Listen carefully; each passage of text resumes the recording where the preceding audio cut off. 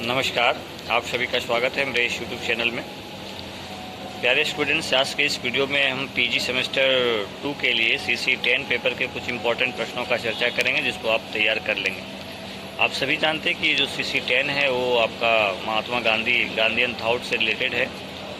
तो आपको गांधी जी के बारे में सबसे पहले जानना है कि गांधी जी का जो जीवन कैसा रहा है, उनका क्या सिद्धांत का क्या चरित्र था, उनका फिलॉसफी क्या कहता है। तो सबसे पहले बैकग्राउंड ऑफ गांधी जी को अच्छा से तैयार कर लेंगे कि वो कब साउथ अफ्रीका गए, उनको सत्य अहिंसा से कितना लगाव था, उसका प्रयोग वो कहाँ किए, उनका जीवन में कैसे बदलाव आया। जैसे वो खुद कहा करते थे कि मेरा जन्म भारत में हुआ, लेकिन मुझे बनाने का काम, जो गांधी जो हम बने इतना ज़्यादा कि भाई सत्य अहिंसा का सहारा लेना, जो गलत है उसके खिलाफ लड़ना, प्रयास करना, है ना।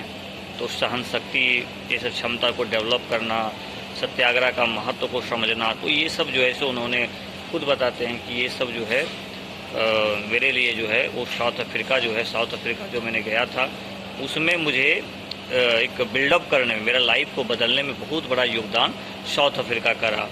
थोड़ा सा देख लीजिएगा साउथ अफ्रीका में गांधी जी के द्वारा क्या क्या कदम उठाए गए, कौन कौन सा प्रयास किया गया, कौन कौन से वहाँ आश्रम की स्थापना किए गए, उनका क्या योगदान था, कैसे वो किसी आंदोलन को कहते थे। उसके बाद गांधी जी के द्वारा जो भी आंदोलन चलाए गए, जैसे असहयोग आंदोलन, भारत छोड़ो आंदोलन, ये सब थोड़ा सा देख लीजिएगा, क्योंकि आपको पूछा जा सकता है, ठीक है।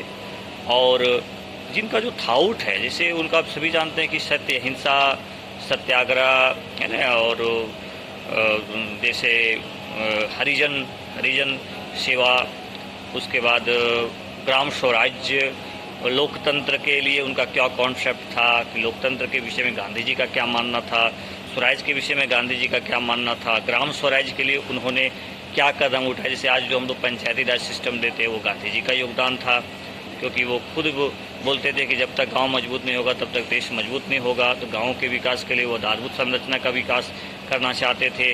साथ ही वो शिक्षा में भी देखते थे, वर्धा शिक्षा योजना, वो कहते थे कि व्यक्ति को ऐसा शिक्षा देना चाहिए ताकि वो खुद रोजगार खुद से कर ले, उसको दूसरे किसी पर डिपेंड ना हो, यानी उसके अंदर जो हुनर है उसका वो डेवलपमेंट करने की बात कर। जैसे आज राष्ट्रीय कौशल मिशन जो आप सुनते हैं, आपके अंदर जो स्किल है उसको डेवलप करना, तो ये सब शिक्षा पर भी उनका थाउट था।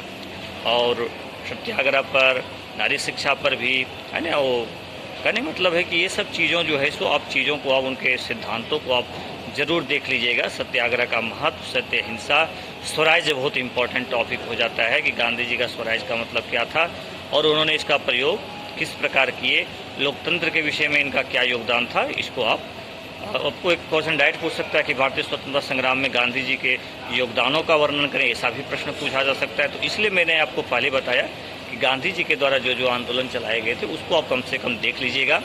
गांधी जी के पत्र पत्रिका को भी थोड़ा सा देख लीजिएगा, क्योंकि ये सत्याग्रह से रिलेटेड है, सत्य अहिंसा रिलेटेड है।